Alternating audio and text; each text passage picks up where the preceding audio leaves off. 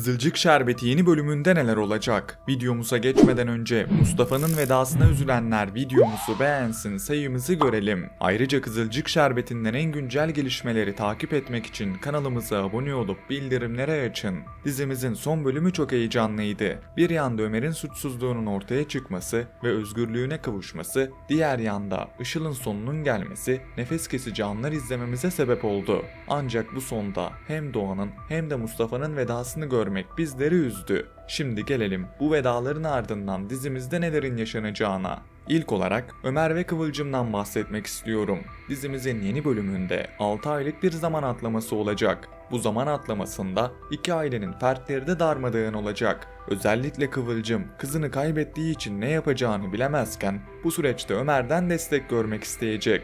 Ancak Ömer'den beklediği desteği göremeyecek. Ömer bu süreçte işine odaklanacak ve Kıvılcım'dan bağımsız bir hayat sürecek. Ömer'in bu süreçteki tek düşüncesi evladı olacak. Bu süreçte Ömer'in iş dünyasında önemli işler başaracağını ve bambaşka bir Ömer göreceğimizi düşünüyorum.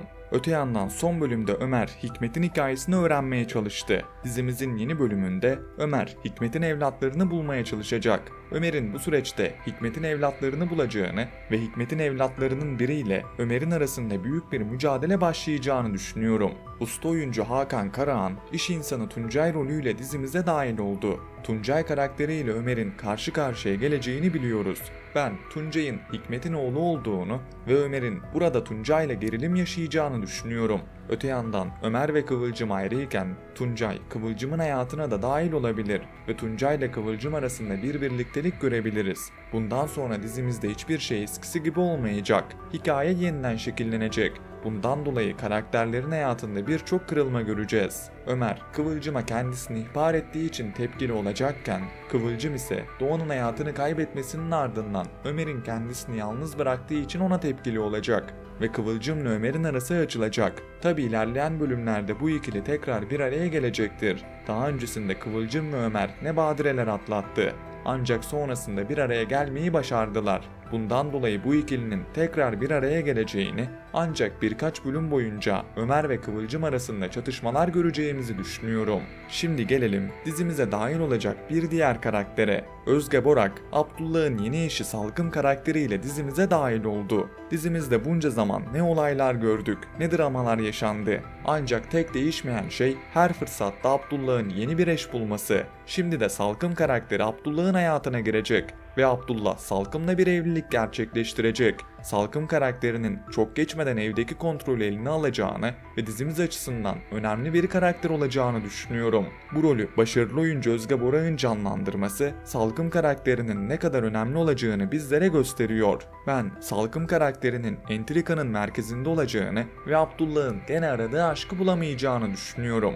Öte yandan son bölümde Işıl'ın gerçek yüzü ortaya çıktı. Işıl'ın gerçek yüzünün ortaya çıkmasının ardından Abdullah'ın akıllanmaması da ayrı soru işaretlerini akıllara getiriyor. Gerçekten Pembe'yi hiç sevmedin mi be adam? İnsan bu öğrendiği gerçeklerin ardından biraz olsun pişman olur ve Pembe'ye olan sevgisine sahip çıkar. Ancak Abdullah boş durur mu? Tabii ki durmaz. Şimdi de Abdullah'ın hayatına Salkım giriyor. Bakalım Abdullah'la Salkım arasında nasıl sahneler göreceğiz? Salkım'ın dizimize etkisi ne yönde olacak? Düşüncelerinizi yorumlarda bekliyorum.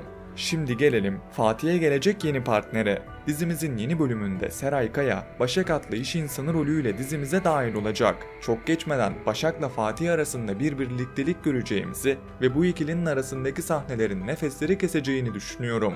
Açıkçası ben Başak ve Fatih'i şimdiden birbirlerine yakıştırdım. Tabi Başak karakteri Doğan'ın yerini doldurmayacaktır. Ancak Doğan'ın vedası kaçınılmazdı. Oyuncu diziden ayrılmayı kendi istedi. Bu konuda yapım ekibinin yapabileceği bir şey yok. Başak ve Fatih arasındaki uyuma dair sizlerin düşüncelerini merak ediyorum. Sizce bu ikili birbirlerine yakışmış mı? Yorumlar kısmında düşüncelerinizi bekliyorum. Dizimize dahil olacak oyunculardan bahsettik. Şimdi gelelim bundan sonra nasıl bir Kızılcık Şerbeti izleyeceğimize. Son bölümde birçok veda gördük. Bu vedalar dizimizi büyük ölçüde etkileyecektir. Birazdan bahsetmedim bile. Ona birazdan değineceğim.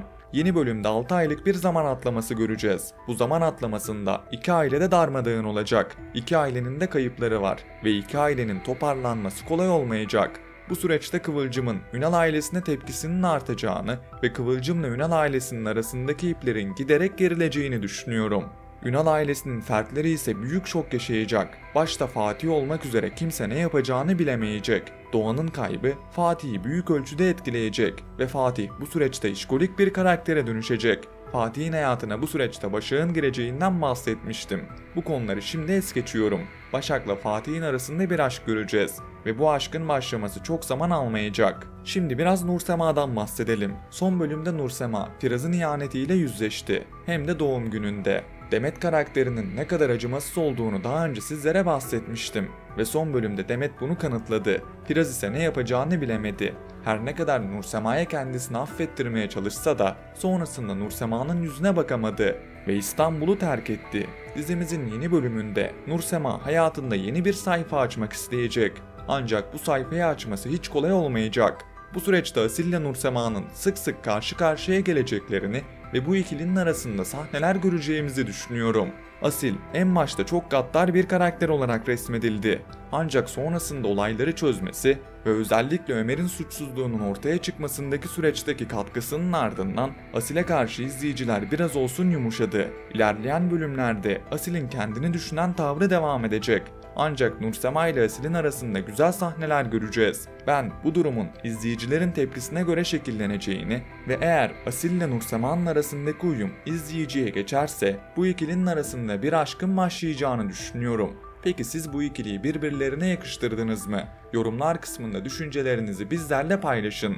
Bir diğer ihtimalden de söz edelim. Biliyorsunuz ki Rüzgar karakteri Nursema'yı terk ederek dizimize veda etmişti. Nursema'yı üzmeyen tek bir karakter varsa o da Rüzgar'dı. Tabi o da Nursema'yı terk etti. İlerleyen bölümlerde Rüzgar'ın olası dönüşü ve Nursema'ya kendisini affettirme sürecini izlemek dizinin seyir zevkini artıracaktır. Burada izleyiciler yeteri kadar Rüzgar karakterini isterse senaryoda değişiklikler olabileceğini düşünüyorum. Yapım ekibi de Rüzgar'ı canlandıran oyuncuyu ikna ederlerse ilerleyen bölümlerde Rüzgar karakteri dizimize dahil olabilir ve Nursema ile Rüzgar'ın arasındaki birliktelik devam edebilir. Açıkçası ben Nursema'ya ne Asil'i ne de yeni bir partneri yakıştırmıyorum. Nursema'ya en yakışan partner kesinlikle Rüzgar'dı. Umarız Rüzgar karakteri geri döner ve Nursema ile Rüzgar arasında güzel bir birliktelik görürüz. Son olarak şu konuya da değinmek istiyorum. Dizimizin bu sezon izlediğimiz sezonu, dizinin final sezonu. Yani Kızılcık Şerbeti sezon finalinde final yaparak ekranlara veda edecek. Hikaye son zamanlarda tekrar döngüsünden çıkamamıştı ve senaristler bu konuda büyük hamleler yaparak son bölümde tam tamına 4 başrol karaktere veda ettik. Bu karakterlerin vedasının ardından dizimize dahil olacak yeni oyuncularla beraber hikayenin yeniden şekilleneceğini ve Kızılcık Şerbeti'nin finaline ilerlediğimiz süreçte olayların adım adım gelişeceğini düşünüyorum. Bakalım finalde kimler dizimizde olacak, kimler ayrılacak, kimler bir araya gelecek? Bunu hep birlikte izleyeceğiz.